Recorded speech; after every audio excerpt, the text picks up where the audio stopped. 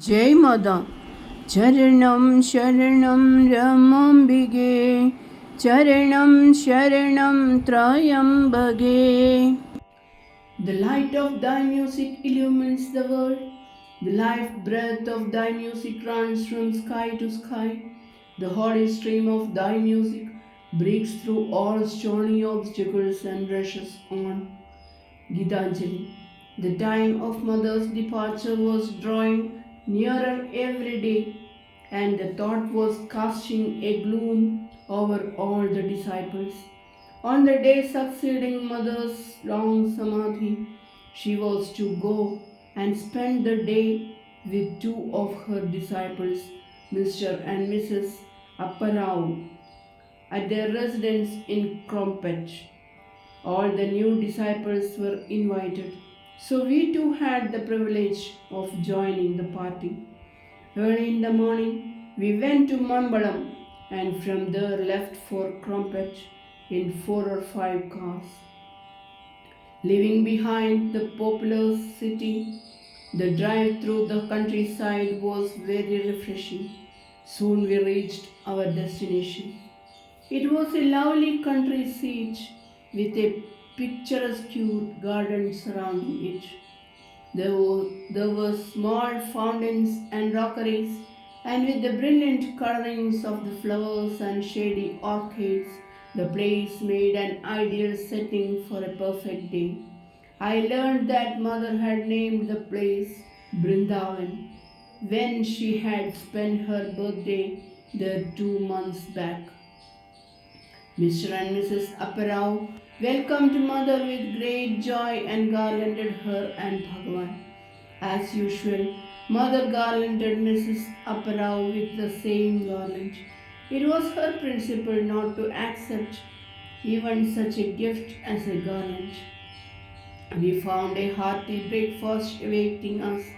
Mr. S was keen on taking some movie films and had come prepared for it.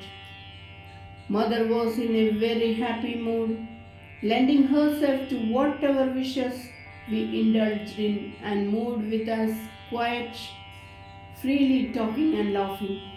Soon mother sat near a fountain for the film shooting, and even though the spray was falling on her and in spite of our protests, she remained there till it was all over, putting herself to so much inconvenience just to please the disciples. Later, mother retired to have some rest and we turned indoors. We sang devotional songs and interesting discussions were carried on between other disciples. The music and the sound must have attracted mother, and she was in our midst soon. Mother gave us some instructions in general about meditation and certain rules of conduct for the disciples. During the lunch, Mother was in a very exalted mood. All the time she was looking with bright eyes at one or another of her disciples. She had to be reminded several times about the food before her, and in that peculiar mood she spoke cryptic words which were difficult to understand but were intelligible only to one who realized her divinity. In the evening, some photographs were taken by Srinivas Pai, Dr. K.V.S. Pai, of Mother with the disciples. Some ladies started singing bhajans and soon Mother was in Samadhi. It was getting late and most of the disciples left. After some time we saw some movement in Mother. Fearing that she might go into deep Samadhi, Bhagawan called her. As soon as she heard his call, Mother came to him and sitting by his side, smiled at us all joyfully. As Mother was coming in from the garden earlier, she had plucked a bougainvillea flower. Mr. S gave the flower to us. It was heavy with the perfume of sandal and camphor. The perfume lingered in the flower for many days. On our return journey, Mother visited Dr. Vithal Das Pai, father of Dr. K.V.S. Pai at Pallavaram. He and his family were staunch disciples of Mother. Mother was greeted with great enthusiasm and reverence. She took her seat and refreshments were offered to all of us. Someone started singing the song Radhe Shyam. Mother stopped them and showed them a better way of singing it. It was a unique experience. The words of the song merged into our stream of ineffable sweetness. The song had changed as if by magic. It throbbed with new rhythm. It flowed into new melodies. I still carry its rich resonance in my mind. Spending happy hours with them in Mother's company, we all left. There were only 3 days more for Mother's departure. That evening, we attended the prayer and meditation as usual. One of the devotees played on the veena and sang sweetly. Mother was in Samadhi. Later, as she was slowly coming back to normal consciousness, she began to speak. Mother's life is one ceaseless striving for the regeneration of her disciples. She is prepared to undergo anything for the sake of her children. Her voice gradually rose and throbbed with great feeling. I will redeem you, my children, and lead you onto the highest goal. Once you come to me, I will never allow you to loiter on the path. Like the engine which drags all the coaches with its power, I shall carry along with me my children. So, wherever you are, I will lead you to the goal. It was the avowal of the Mother of infinite power and mercy, holding in her divine hands the gift of redemption. Then, in an utterly different bhava, Mother spoke. No one is prepared to work hard, but seek only the highest reward. Who is there to come forward and work for work's sake, for the sake of human redemption, for Mother's cause? And as she spoke, she rose to a high pitch of ecstasy and seemed to address the Divine Mother. O Mother, grant thy children steadfast faith and strength to fight and overcome all temptation and attain thee. Bless them with prema bhakti.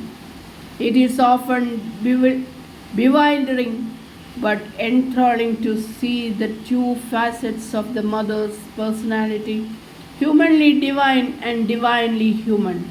On one side, we see the imperious nature of Devi, the worshipped, declaring her all-encompassing protection.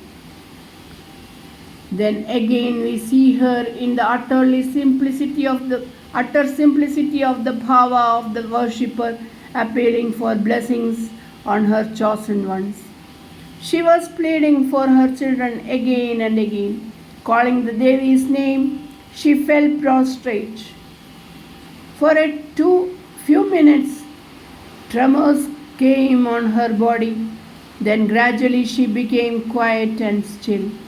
Mother had gone into Samadhi, lying prostrate on the floor.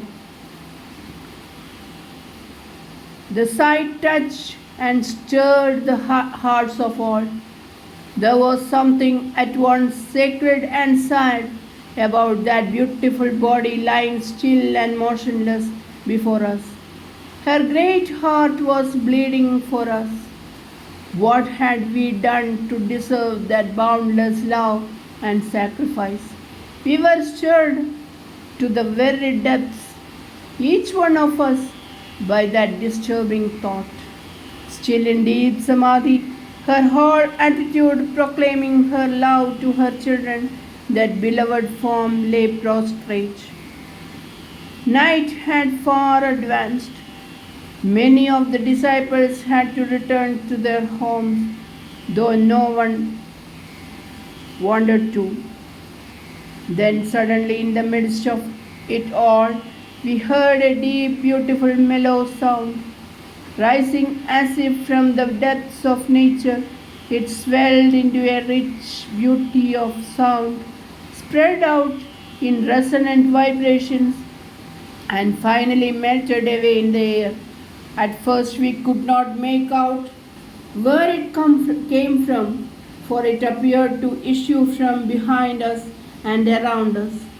Then we realized that it had come from Mother. It was the inspiring sound of Omkara.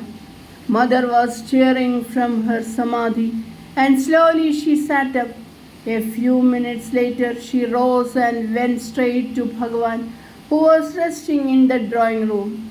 She was still in a state of ecstasy, and after bowing down at the feet, garlanded him.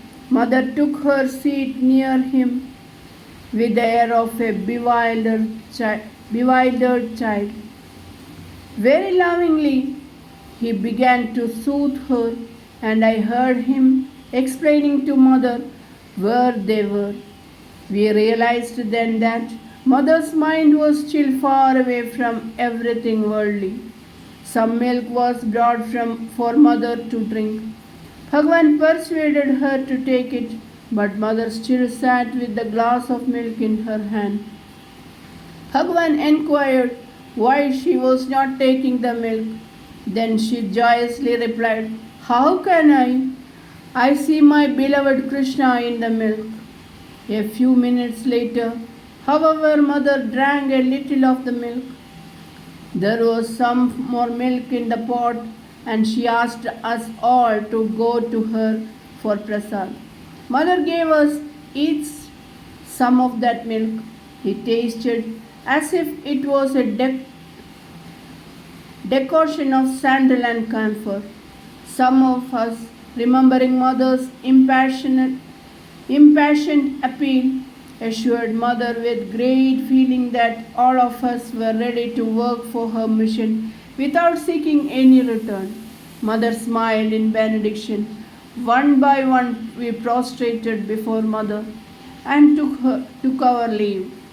As I was leaving, she called me and giving me the garland she had been wearing, said softly, "Remember always the promise you all have given today." Charanam Sharanam Ramambige, Charanam Sharanam Trayambage. Jai Mother.